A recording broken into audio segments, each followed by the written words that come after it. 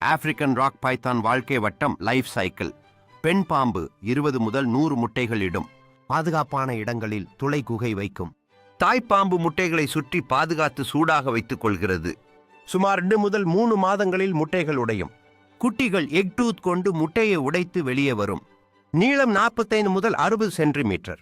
பிறந்தவுடன் தானாகவே வாழ ஆரம்பிக்கும். சிறிய உயிரினங்களை எலித்தவளை வேட்டையாடும். வேகமாக வளர்ச்சியடையும். அடிக்கடி தோல் உரியும், ஷெட்டிங்.